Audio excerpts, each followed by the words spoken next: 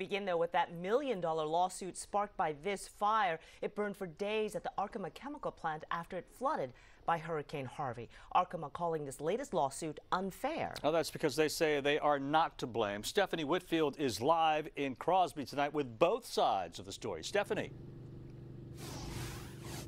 Guys, no one denies toxic chemicals were released when fires broke out here during Hurricane Harvey. Now, Liberty County is the latest to file suit blaming Arkema, but the company says this was a natural disaster that no one could have predicted or prevented. This was the scene at Arkema chemical plant in Crosby days after Hurricane Harvey devastated much of the Houston area. According to a $1 million lawsuit filed last week, we found out that there was a cloud of toxic smoke that went into the county, into Liberty County.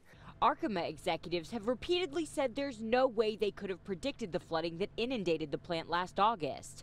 Water knocked out power to warehouses used to store 350,000 pounds of hazardous organic peroxides that have to be kept cold. Backup generators raised 2 feet off the ground were also flooded, and so were refrigeration units on trailers where workers had rushed to move the chemicals. When all plans failed, the company sent out warnings saying explosions were inevitable. What exactly is Arkema finding out there? Because they have not, to the public, I think they've given an impression that everything is fine.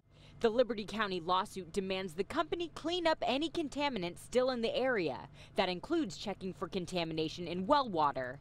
But Arkema claims their tests show the soil and water outside the plant is safe. They released a statement saying this lawsuit contains misinformation that could unnecessarily alarm residents. The company argues filing lawsuits is not the solution here. Arkema and its employees, like other businesses and individuals in Liberty County, suffered from the storm, and we need to remain focused on recovery. Arkema is not the victim in this situation. Unfortunately, the first responders and the residents and ultimately the taxpayers are the victims. That lawyer is also representing 124 residents and first responders who have filed a federal class action lawsuit against Arkema. That's on top of another lawsuit Harris County filed against the company in November. Ron? It's all in the courts now. Thank you so much, Stephanie Whitfield.